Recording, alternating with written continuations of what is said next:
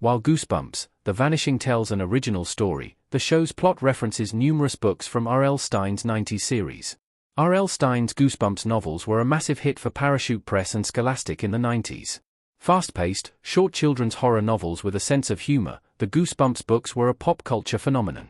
Stine's novels sold millions of copies and inspired a television adaptation that brought a new book to life in each episode.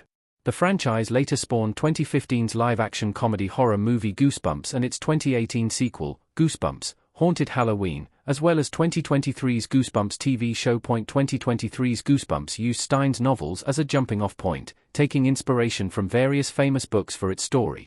Goosebumps Season 1's cliffhanger ending was left unresolved when the show's creators opted to focus the next season on a new, unrelated story.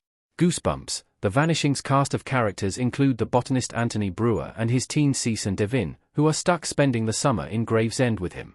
Cease and Devin soon befriend local teens Alex, Trey, CJ, and Frankie, and end up stumbling across a mystery related to the disappearance of Anthony's brother 30 years earlier. Stay Out of the Basement. Goosebumps, The Vanishing's first 2 episodes adapted this classic title. The first 2 episodes of Goosebumps, The Vanishing are entitled Stay Out of the Basement Parts 1 and 2, and it is easy to see why Season 2 of the series picked this famous novel to adapt. Goosebumps, The Vanishing borrows Stay Out of the Basement storyline as the season's main plot, although the show changes a lot of details along the way. Like the protagonists of that book, Margaret and Casey, Cease, and Devin have a secretive plant scientist for a father. Anthony is a botanist who is working on mysterious experiments involving plants in his basement laboratory. However, Anthony has a much more sympathetic backstory. As Goosebumps, The Vanishing's ending reveals, Anthony always blamed himself for his older brother Matty's disappearance decades earlier. Anthony has spent the intervening 30 years searching for a way to prove that his brother didn't simply drown and get lost at sea, which was the official story told after his disappearance. As such, Anthony is hiding a secret down in the basement like the father from Stine's novel Stay Out of the Basement. However, his secret is sadder and less nefarious, although it still results in some wild and surprisingly violent misadventures. Camp Nightmare. This iconic killer summer camp novel becomes a vital location. Camp Nightmare has one of the most inspired twists in any of the original Goosebumps books, and it is one that remains a campy delight to this day. However, Goosebumps, The Vanishing changes the context of the phrase Camp Nightmare completely, using the name to refer to an all-new location.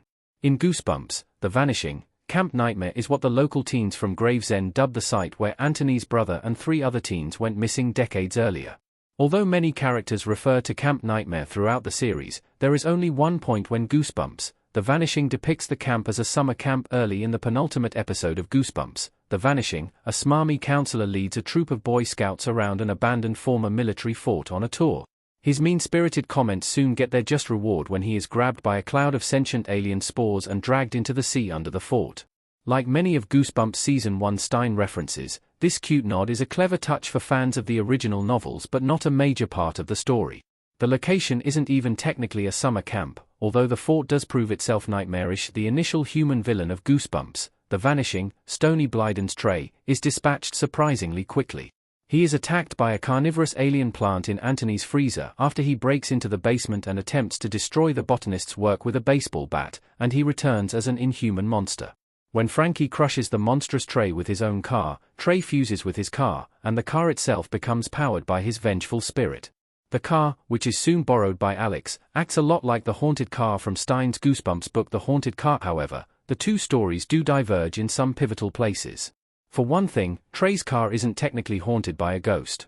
Although he seemingly died when he was crushed by the car or possibly even earlier when he was first attacked by the plant, Trey isn't dead when he possesses his car. He emerges from an alien pod alive and well in the next episode, and, although he does cough up an alien slug at the end of Goosebumps, The Vanishing, he is one of the only characters who encounters the aliens and lives to tell the tale.